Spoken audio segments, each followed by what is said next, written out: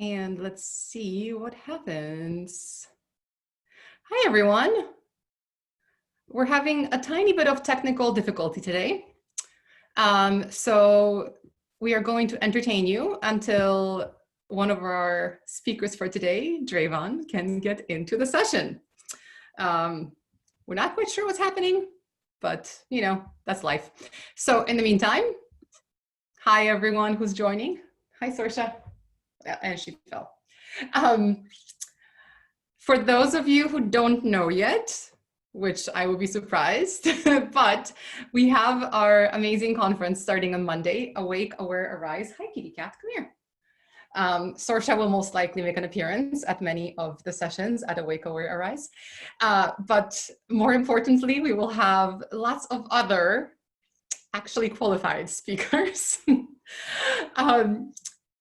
3 times a day, we will welcome you for something awesome to do with coaching, leadership, changing the world, all that good stuff. Because we truly believe that we can affect the systemic problems in the world around us. And Tracy was just asking me, can he join as a real person? Sorry, guys. Yes, Tracy, he can join as a real person and I can promote him to the panel. Yeah, those of you just joining, first of all, tell us where you're joining from. Let's distract you with that. Tell us where you are coming from in the world. And we are waiting for one of our panelists to arrive. We're not really sure what's happening, but he'll be here. Lots of people from India on today. Nashville, hi Nashville. But yeah, so Awake or Arise, it's free. If you haven't registered, you should do it now. If you haven't shared it with your networks, I pretty please ask that you do. It's a free event to attend. There is an administrative fee for CCE/CPD if that's what you want, but by no means do you have to purchase CCE. We will just very happily have you at the conference to learn and to share and to be inspired. Hello, Antigua, that's cool. So hey, panelists, anybody else want to say something, seeing as I'm like talking to myself at this point? Anybody? Bueller? Cool. This is going to be a great session, you guys. Hi there, everyone. Hi. Technical difficulties. I'm joining from Vancouver. South Africa. Yeah, so Greece. Hey, so Tracy, is Drayvon just registering as a regular person, or yes, what's happening? Registering as a regular person, and hopefully he'll be on soon and we can upgrade him. Okay. So. Upgrade him to a non-regular person? No, he will still be a regular person. He will just be on the panel. Perfect. Yeah, so sorry guys, we're having a bit of a slow start today because we don't know why actually. But that's okay because this is the world we live in. We got to roll with the punches and whatnot. So maybe we can go around and introduce ourselves. So I'm Tracy, I'm from Vancouver. I'm actually running an upcoming program with Drayvon, and we just, and a current one that's based on ontology and post and coaching. And we have some lovely panelists here that just participated in our last program that have joined in to chat about things. And I see that Drayvon is here as well, which is wonderful. Excellent. So since Drayvon is here, I am going to vanish. Tracy and Drayvon have everything under control. Nessa is going to be keeping an eye on the chat, etc. And yeah, we are good to go. So I'm going to go be in the background. See you later, guys. See ya. And yes, all recordings of everything that we do are available on YouTube later.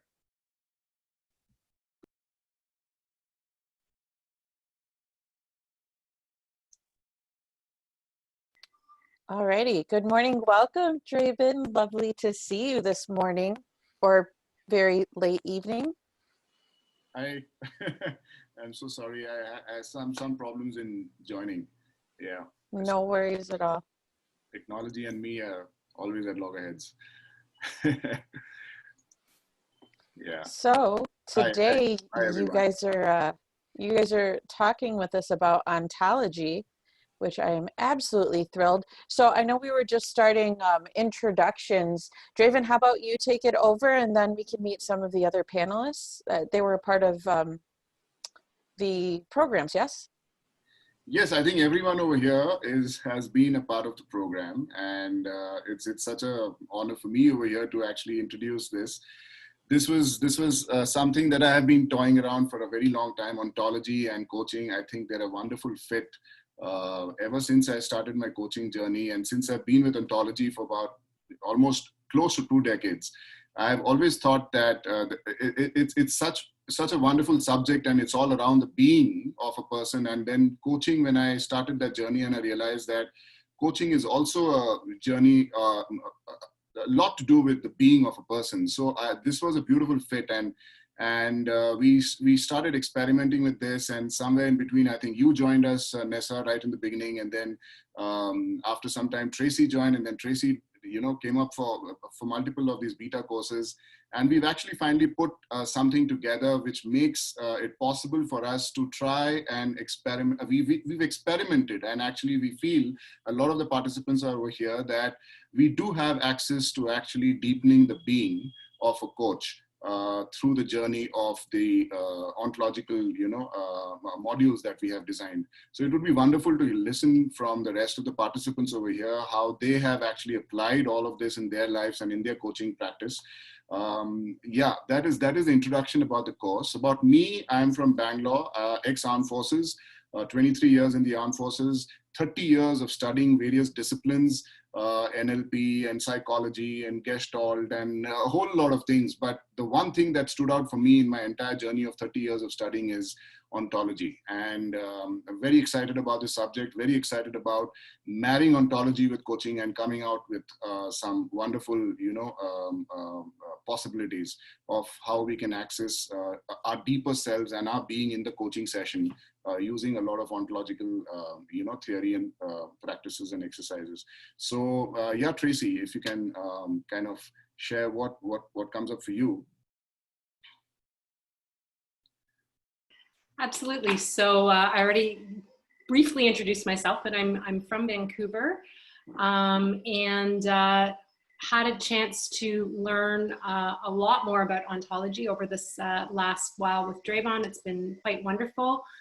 I think what really came up for me most profoundly is that it really gave me sort of a functional access as a person to sort of see my constraints as they're happening, to be able to show up authentically and basically align with my core values in ways on a day-to-day basis, as opposed to on a reflective basis, which was tended to be the case before. I would think about things that I had done and think, oh, and realize kind of where I could shift. But I'm a little more able to do that in the moment now, which is wonderful. And through that process, that's really helped me as a coach as well, being able to sort of show up in a coaching space and see when my own constraints are coming in the way, and also kind of recognize when they're coming up for clients as well. So it's been a wonderful journey, and it's quite fascinating. And I'd love to hear as well from the other panelists what their experiences were, because they came through the program as well. So maybe we can just continue with a round of introductions and maybe start with Chris, because I know that he has to sign off fairly soon.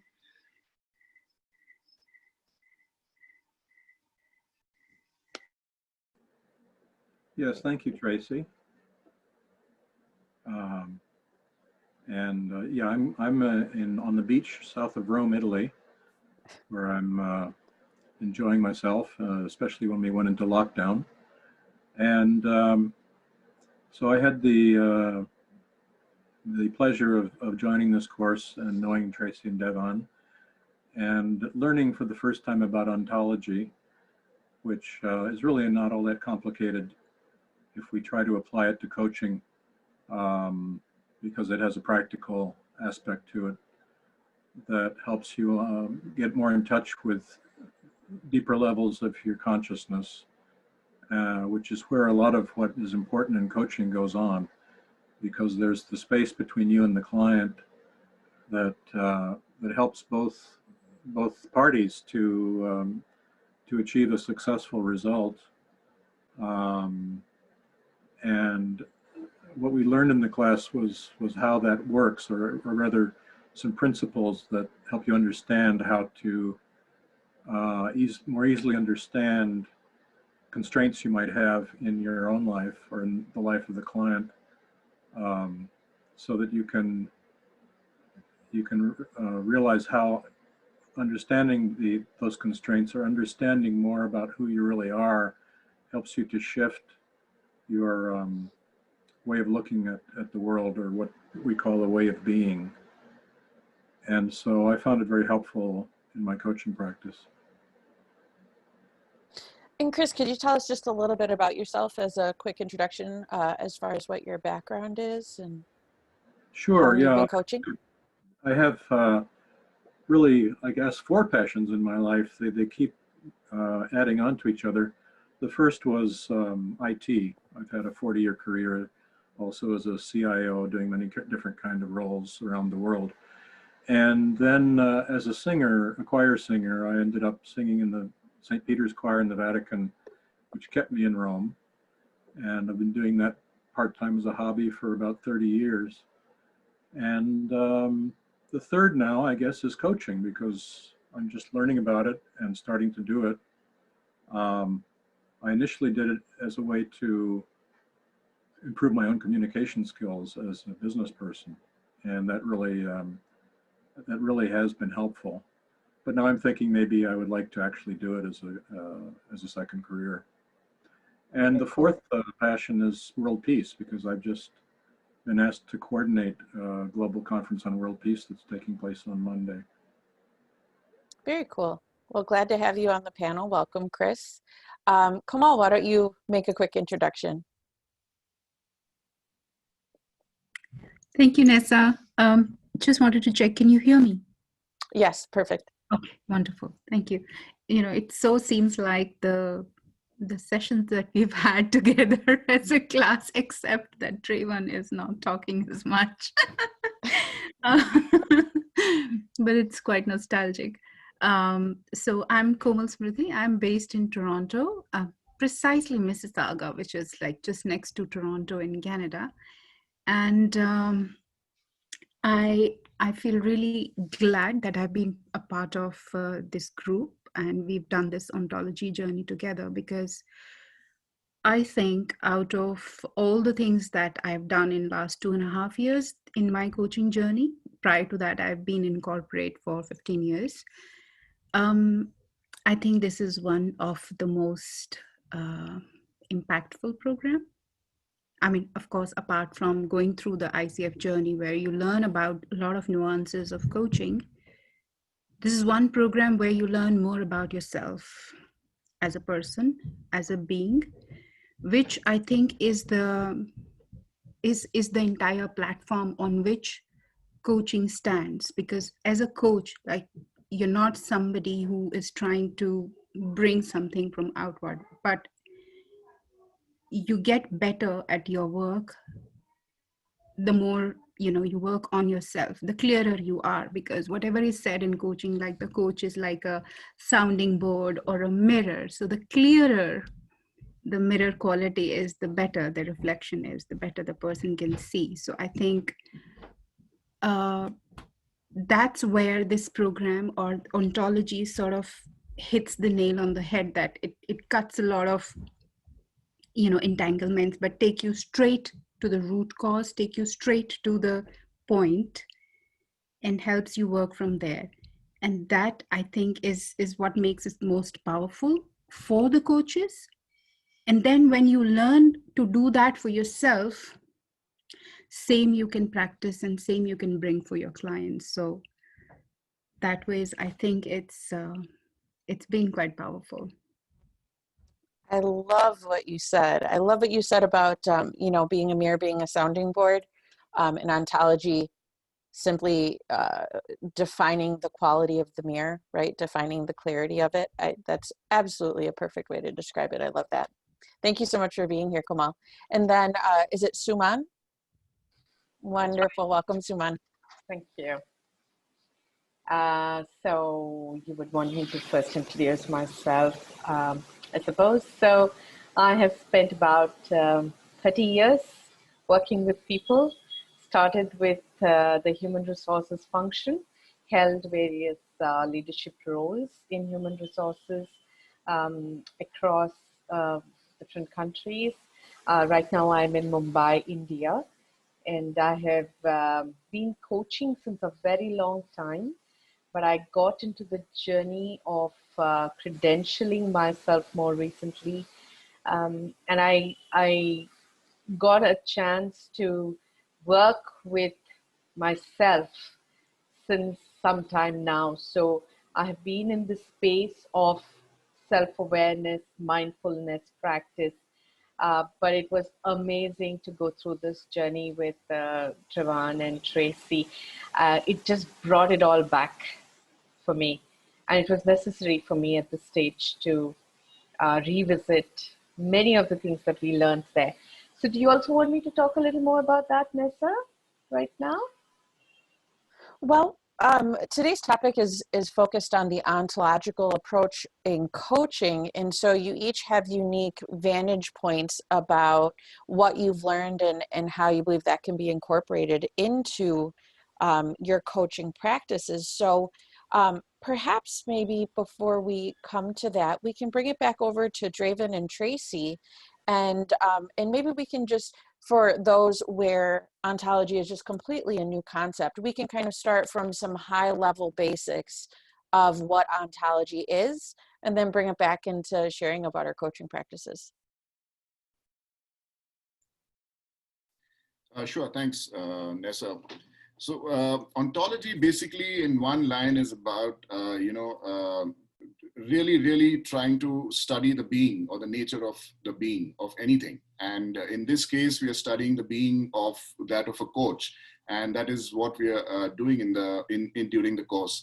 In one line, it is about really capturing what is the kind of a holding space that the coach needs to be, and how does that coach show up during the coaching sessions. And we're trying to really deeply understand the nature of that which holds that space during the course, and exploring what comes in the way, understanding if there are any constraints that we need to really get to know about, because oftentimes, even though we feel that we are present in a session or we are listening deeply, it is quite possible that we are not aware that we are not doing it to full potential. And that is the part which we are kind of exploring in the process, and seeing that are there things that we are not aware of that is stopping us from listening more deeply than we are doing actually currently, or being more present than we are actually currently being during a coaching session. And that is the whole, essentially the process of how we are deepening the being in a nutshell. Yeah, Tracy, if you want to add something. Oh, I think you summed it up quite well. I think that for me, it's really helped me access unconditional positive regard in a way that I wasn't able to quite before, just by having a different, even though I conceptually understood things like worldviews and frames of references and how people all operate under them a little bit differently. This has just sort of helped me have a better understanding of that within the coaching space, and then kind of understanding that people are operating at the best they can within their own contexts has really shifted things for me in terms of being able to look at them in a way that not only do I understand and believe that they're operating as best they think they can at the moment, but I also see that there's a huge possibility for them to be the person that they want to be as well. So it's been incredibly helpful in that sense.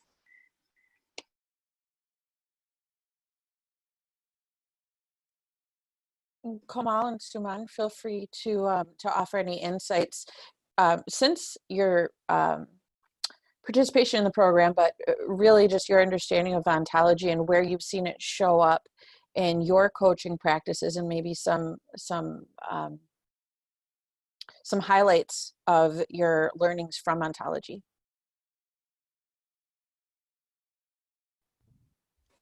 Komal, you want to go? Yes, thank you so much. So, while, overall this program has absolutely helped deepen our being and our understanding of how we are being or being present in a given moment, before starting the program, I had a very specific point that I wanted to get addressed, which was that, being doubtful of what's coming up for me and not knowing whether, that's a thought which is coming up for me to challenge the client, or is it something related to me? And at any given point of time, if I would have to challenge the client or whoever I'm coaching, I'll just have a hold back, and somewhere deeply I knew that that is something which is required, but I'm not able to do that. So this program really helped me also investigate that aspect of me. And I know that I'm not alone as a coach. There are a whole lot of coaches who feel the same way, that confronting sometimes or saying something which may not sit pleasantly is not very easy with all of us. So through this ontological investigation or inquiry into my whole being, I could see like where is it cropping from, and that it's a little not authentic of me to, really put it forth, or maybe there is, I'm not being as loving, or maybe there is still an element of doing and not just being. So to have that distinction, that as a coach, are you being or are you doing something, which brings a whole lot of clarity, and then reflects back to you what are the aspects that you still need to work upon.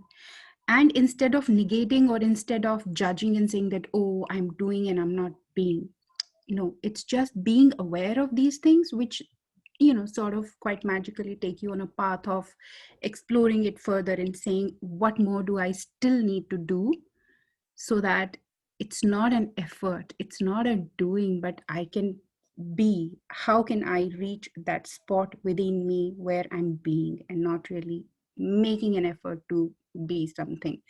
So that way, I think this program helps address a whole lot of things quite beautifully.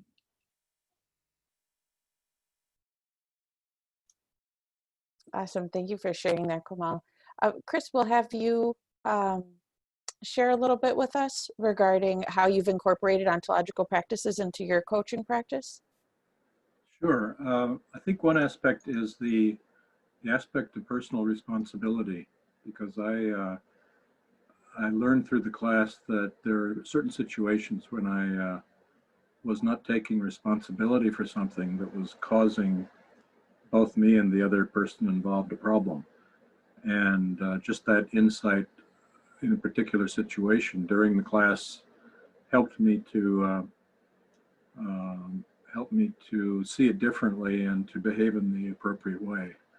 And so that kind of insight also helps you as a coach, because you're able to help guide the client towards that understanding, even though they have to come to it themselves. But still, the understanding as a coach helps you to understand what may be happening with the client. And the other thing that I appreciated was the way we were given time to reflect between classes. That helped me appreciate that process also as a coach. To at the end of a session to recommend to the client that they reflect on what's happened during the session and think about it for next time. Maybe write down the reflections. So the course helped me understand that, the importance of that, of an ongoing reflection on what you've been learning, as opposed to just picking it up once a week.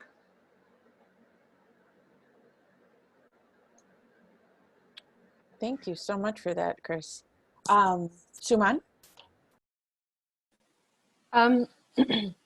When I joined the program, the word ontology was really very exciting and alluring.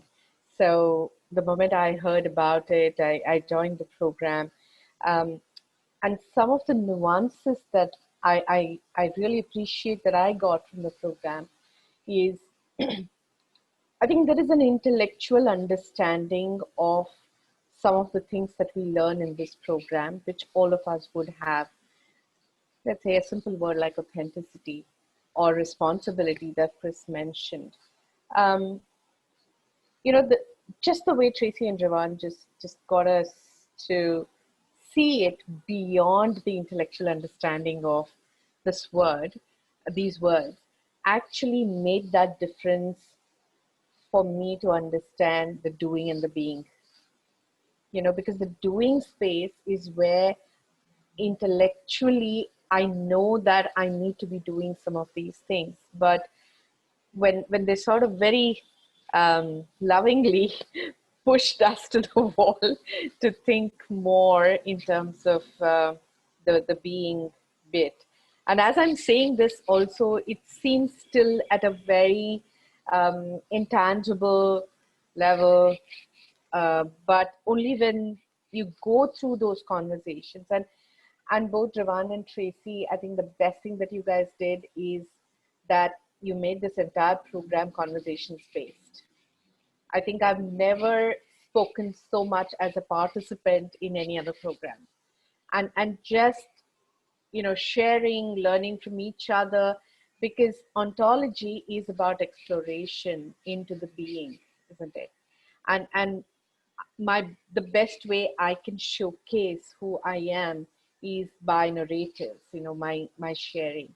So as a coach, my biggest takeaway here is, in order to create that space for my coachee um, to work with himself or herself, you know, that space is the space of complete. It's like in our language we say shunya, which is zero. You know, where the zero means that I am not bringing to the table my stories, my issues, my shadows, my everything else. And ontology helps me to start recognizing whether I'm bringing all of this into the conversation. If I am, what do I need to do to drop all of those to get into that space where I just need to be available, like Komal beautifully said, like a mirror. So I think that's my biggest takeaway, to be in that space of zero-ness or shunyata, like we say. And that's what I've started using, Nessa. I'm on mute. There we go. I was on mute. I love that. I love that. So, so when it comes to your practice, Suman, I know you're or you've been coaching for some time, yes? Wonderful. So in looking at your past experience as a coach and coming into this new space internally that you've cultivated through ontology,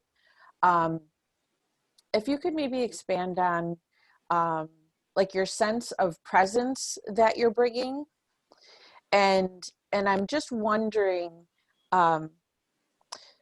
whether it be feedback based or not, but the sense of presence that you're bringing and how you feel it is altering the outcomes of your coaching conversations with your clients. Yeah.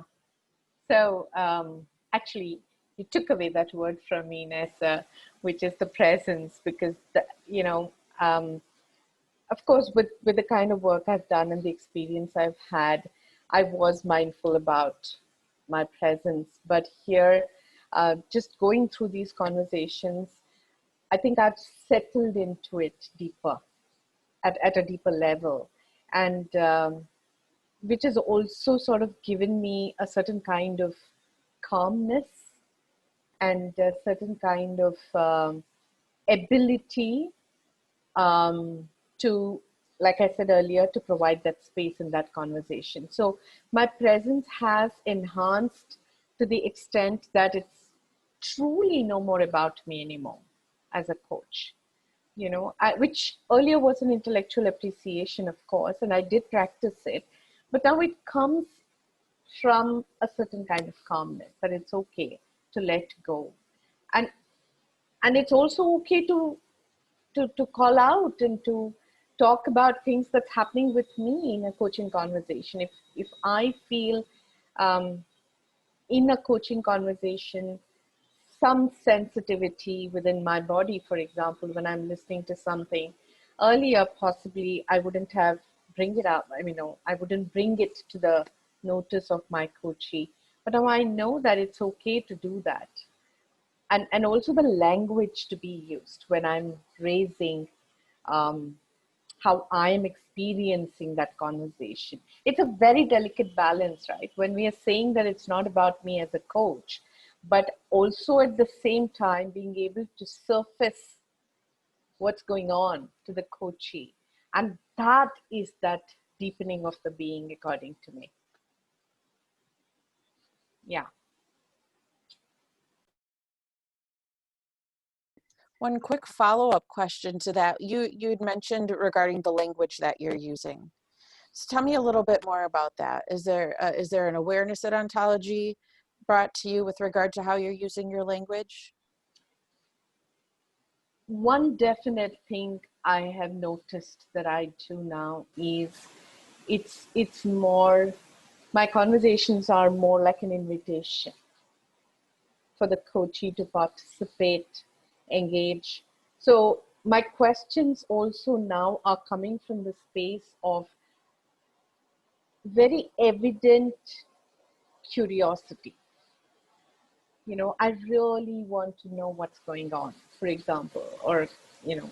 So earlier it would just come like a question, say like, can you share with me what's going on right now? But now it's coming from my being because I really sincerely want to know what's going on. I don't know if I'm able to sort of share exactly what are those words that I use, but it's a sense. It's a sense that I have that I definitely ask different questions now, which is coming from a deeper sense for me. Wonderful, deeper presence, and it sounds like deeper presence. Authenticity, deeper intuition, deeper empathy. I Thank love you. it. I love it. Thank you. And deeper vulnerability as well, I would add, which kind of shows up with that authenticity. You sort of, by being super authentic, you're then allowing more of an access to yourself, which can be a little bit difficult, but I think is absolutely essential within the coaching space, especially when we're inviting clients to explore, and really in order for them to do that, they have to show up as vulnerable. So I found myself actually being a little more vulnerable with them as well, and maybe sharing with them when I am feeling a little off, or if something's coming up for me, or maybe even also just like without that fine balance of not wanting to lead a conversation as well, but maybe challenging a little bit more, risking a tiny bit more with the client, because I'm not as afraid of like, how will that make me look as a coach, for example.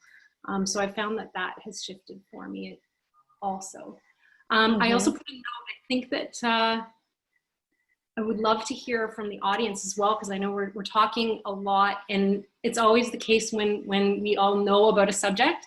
Sometimes we'll be talking about it and not realizing that there's some spaces that could be filled in and explained a little bit more for others. So I see there's a question in the chat right now already, and I wanted to just invite anyone else that is listening in that wants to ask us questions. Yeah, so our first question is ontology also related to observing sensations in the body? Draven, you want to take that one? Yeah, I think it's a whole lot of observation of the self at all levels. It's definitely at the sensation level. It's at the emotion level. In fact, a whole lot of most of the course is really trying to get present to what is happening to me as a coach during the entire session. And sensations is definitely a part of it. But even more, just to elaborate, like there are lots of things that are happening to us when we are going through the session. And like, for example, there is a voice going on in my head as I listen to the coachee, and he's sharing his experiences. He's bringing his life into the session. And there is a part of me which is trying to translate and interpret what he's saying, but it is also coming through filters which I am not aware of. It's coming, I am perceiving it through filters which I am not aware of. And if I really don't put in the effort to understand what those filters, pre-existing filters, if I am not able to identify what those filters are, then it's likely to change the meaning, change the interpretation in ways wherein it's not really getting communicated that way. So there are a whole lot of things over here that we are actually digging deep into and trying to understand. Is there a kind of an amygdala hijack that is taking place? Is something taking over? Am I getting triggered by certain words, certain experiences of the coachee? Am I able to really get the true meaning of what the coachee is trying to, share? These are the kind of things that we are, and how is it impacting me? How is it impacting my thoughts? How is it impacting my emotions? How is it impacting my sensations? I'm getting aware of all of these things.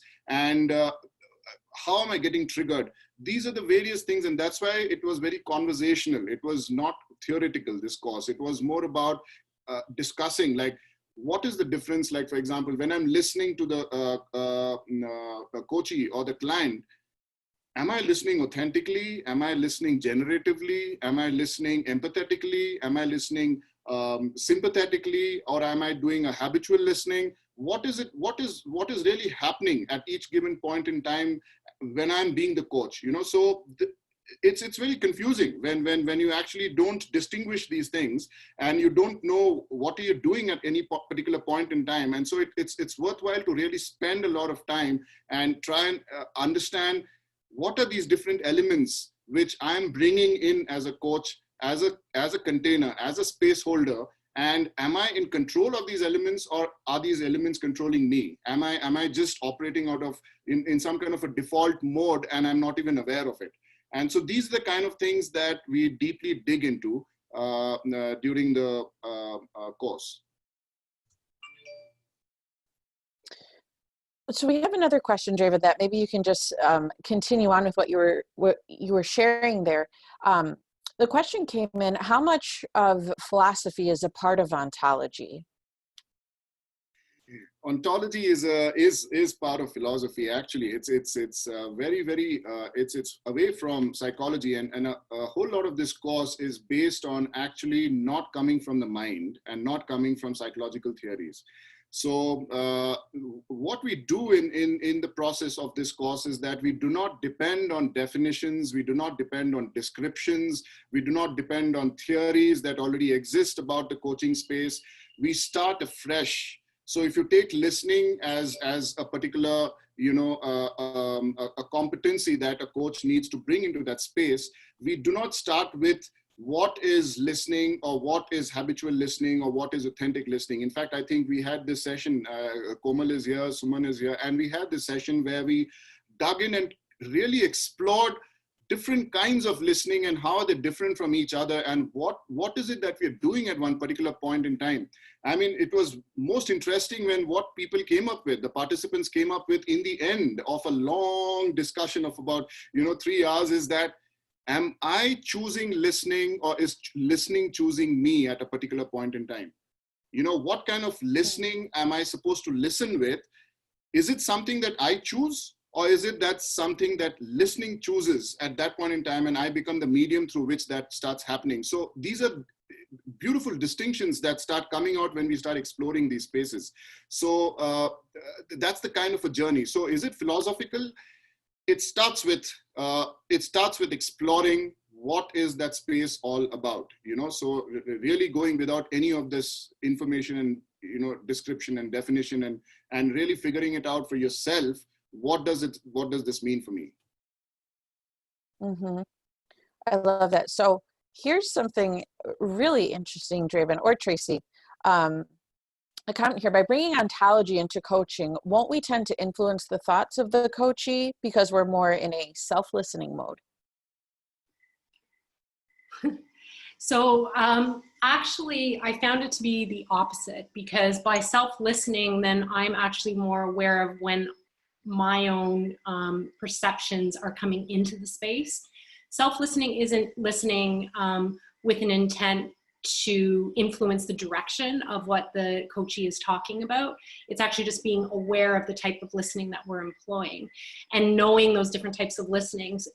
So in other words, if I'm listening just habitually or you know, factually, those types of things, when I'm aware of that, and almost like, it's not even like a decided shift, but it's just that coming into an awareness and then shifting into maybe something that's a little more empathetic or generative. But for sure, we are, I think, also way more aware to not direct the conversation, because that need to direct a conversation with a coachee is really coming out of our own ego and constraints and that type of thing. So by being aware of when that's entering the space, simply that awareness for me is enough to have that switch and go away, and then I can come back into the session. And we're all human. That's going to show up from time to time. So it's just knowing when that's showing up and then shifting it back and holding that sort of empty container, that mindless space, as Ron likes to call it, for the coachee. I hope that, does that answer the question? I think so. And there was a question by Vipan. I think you kind of touched on this, but maybe you can expand on a little bit more. How do you stay connected to self while listening curiously to your client? Is there a conversation that you're having or not having? How do you specifically stay that connected with yourself? Is it something that you're originating from the mind, or is it something kind of like with the listening, that listening is using you? Yeah, I would say it's kind of like with the listening. It's kind of like when we learn about connecting to self through meditation, for example, right? Then that is achieving a level of presence where you're not in your thoughts and you're not in your mind. So that's really the connection to self that we're talking about here as well, where we're connecting at a very present point, and we're all being very aware of what's happening. But we're not bringing self into the space, as in not our own cognitive thoughts and perceptions that are having that chatter, you know, that chatter that we always have in the back of our mind. We're aware of it and we're not getting caught up in it and thinking that is what's happening. That's the connection to self that I'm talking about. Awesome. Yeah, Komal, you've been wanting to say something? Yeah, so about this previous question that Tracy was answering, and I just wanted to add to it that it said that coaching is a co-creative process. You know, it's like a dance between two people, you know. So that's why, and it also ties up to the second question that Tracy answered so beautifully using that meditative presence, that like, it's very important for coaches to be aware of, like, whatever the client is saying or bringing, what is that doing inside me? You know, how is that affecting me? Because that's some sort of a frequency which is making something happen. And then you put it back in front of the client, because that impact has happened in a free space, in an open space that doesn't have any other distractions or any resistances. So when you sound it back and then allow the coachee or the client to respond to that, then it resonates. So and in that moment, that sort of a co-creative dance happens. So I think that's why it's very important to not just hear what the client is saying, but also hear what is originating within you as an individual. And I think at that point, the second question was that's why it becomes even more important to have the distinction between, like, what's arising in me. Is it my own self intervening, or is it just a response to what I've heard from outside? Is it just a resonance of what is happening in the given moment? And that way, I think it's important. Yeah, I like to take on this question over here. I see something which Manikantan is asked about. We are all humans, and to err is to human. Does ontological coaching connect us to our divine inside? Actually, we do explore the being a lot during this course, and the whole course is actually about exploring the being. And we start off with, you know, who are we as deep inside, and this. I mean, we are not kind of claiming that this is a spiritual kind of a course, but then there are spiritual connotations that do come up during the process. And one thing I just want to clarify over here is that when we go through this journey, ontology is a lot about the impact of what language has on us. And when we are dealing with the being, we are dealing with the being that the language is created for us, and we are really not looking at the deep spiritual being that we per se that we normally understand when we get into the spiritual side of being, like the pure consciousness and you know, the pure awareness. That is not the part that we are ontologically. What we are saying is that when a human being gets exposed to language, and language starts defining the world that we know as we know it, then there are certain constraints that come across, and we start living with those kind of constraints, which are ontological constraints, which is what we're dealing with at a functional level in the world.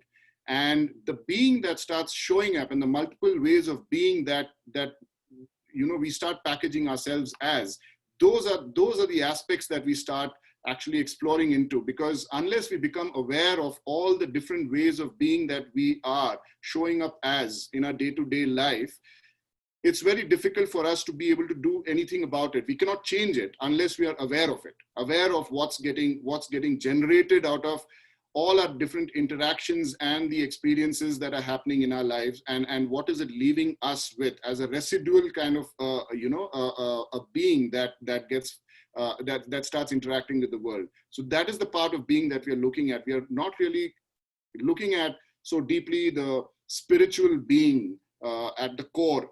We are looking at a more functional being. That is, if that answers your question, Manikantan.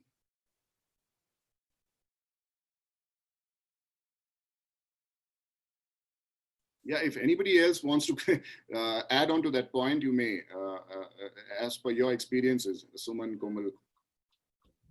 I think, Driven, you said it right. But another thing is, the way we know the spiritual being is also via a language construct, right? So in a way, I would say that the more we go on exploring the way we are coming across, the way we are, I think that's a direct approach to reach closest to our core self, you know, our core presence in this world.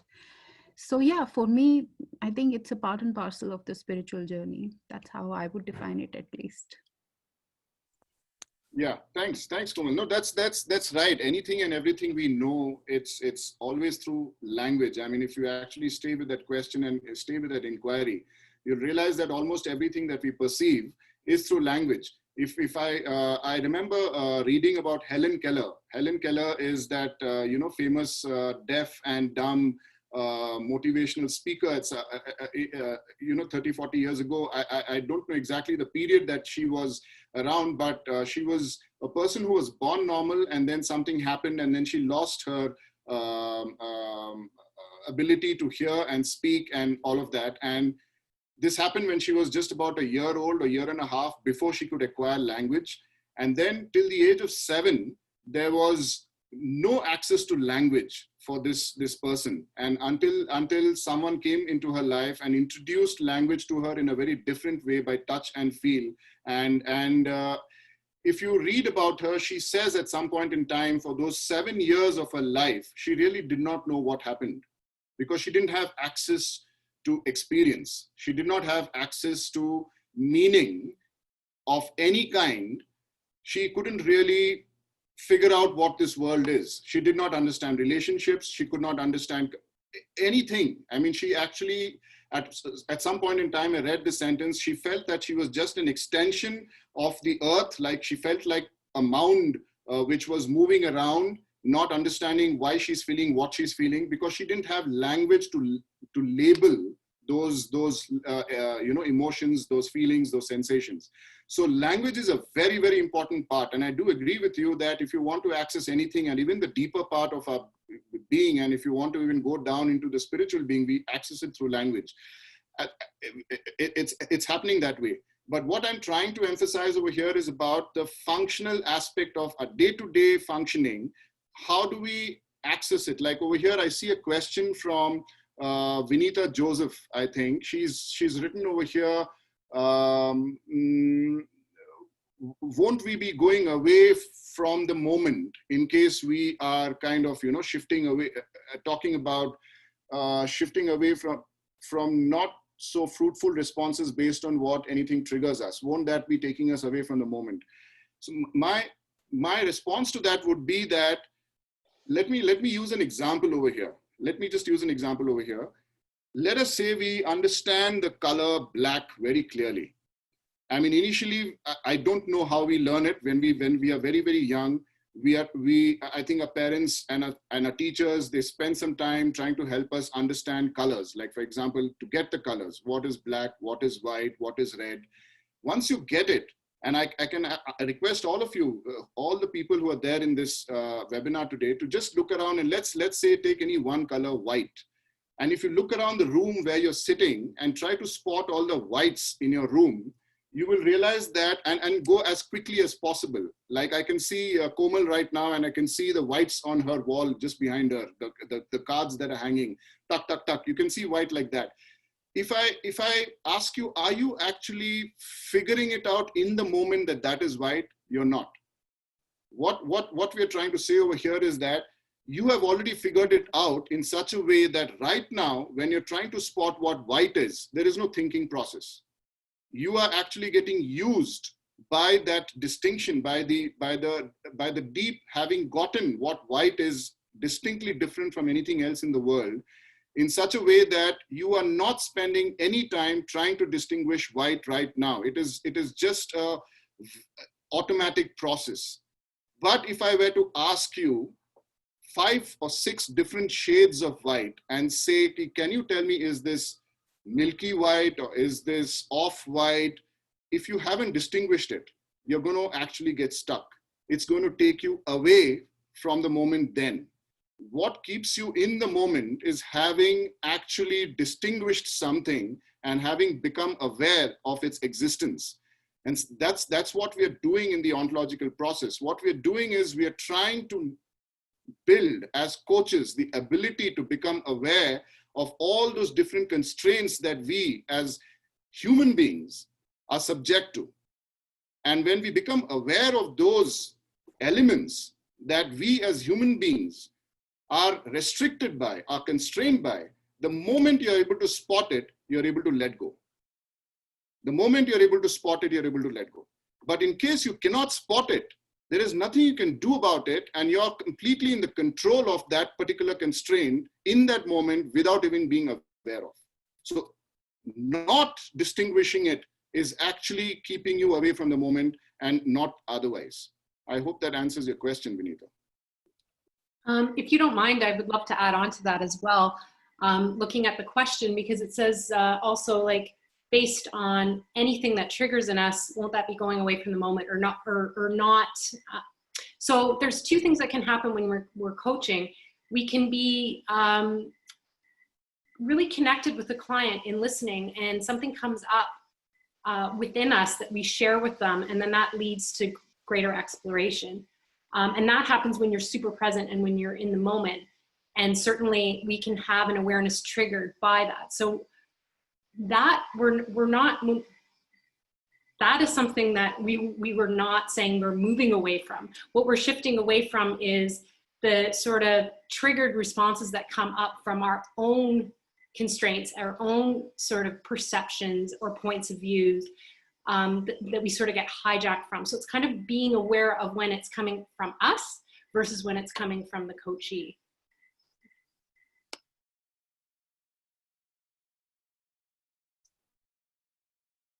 Love it. I am just scanning through our chat to see if we missed anything else, because these are really, really great talking points.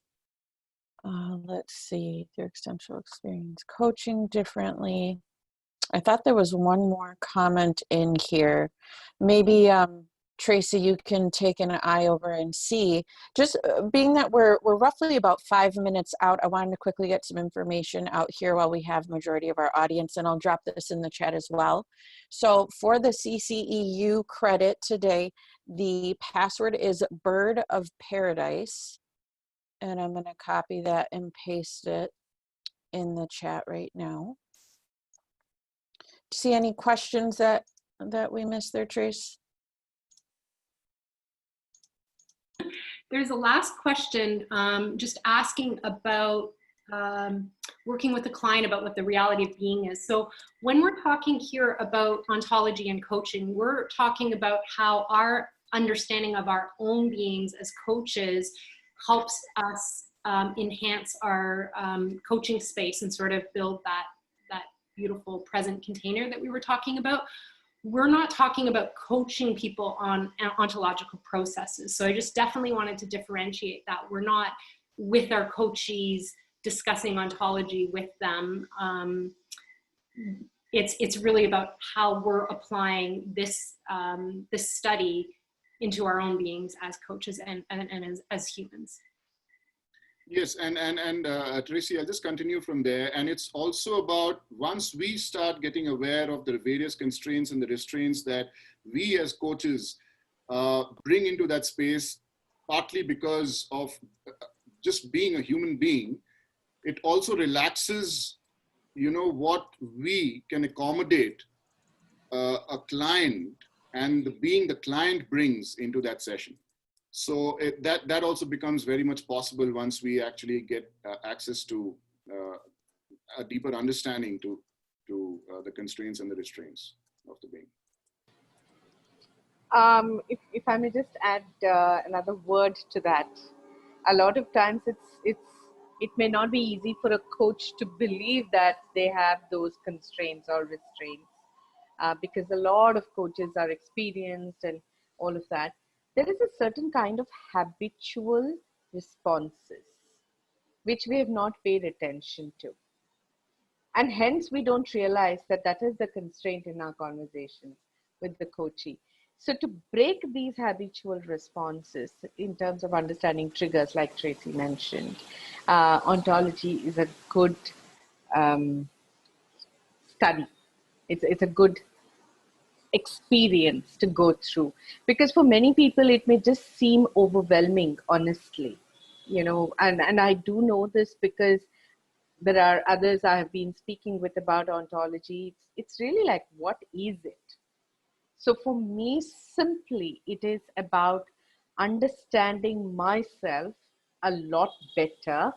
And when we use these words, presence, self-awareness, mindfulness in coaching practice, ontology helps me to even get an understanding of what these are and what do I need to be as a coach, simply.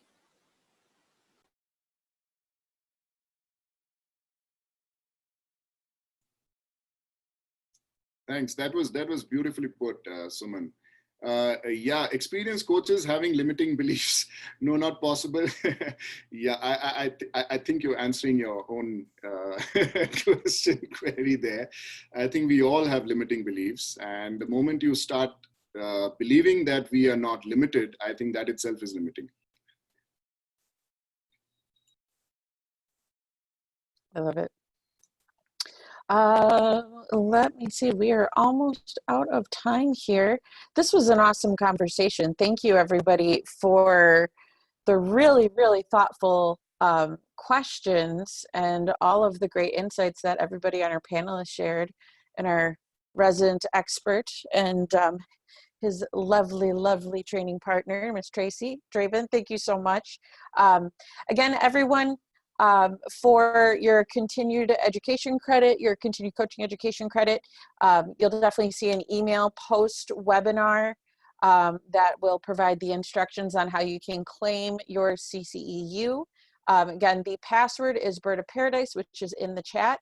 And then also, I know we've mentioned it a few times, but for those of you in the back, we've got a wonderful conference coming up September 21st. Time zones are accommodated beautifully in a variety of speakers for, excuse me, for, let me actually put this in the chat to register. Awake, where, arise. And I cannot type live. So I'm going to retype that and I'm going to put that back out there for everybody. But again, thank you so much for joining us. Definitely stop back again for variety of insights on ontology and additional advanced coaching insights. Panelists, thank you so much for your time. Thank you so much for your insights and your expertise. It was absolutely phenomenal connecting with all of you, and I hope everybody has a phenomenal rest of your day. Thank you, everybody. Bye-bye. Thank you. Thank you, everyone. Bye. Thank you. Bye-bye.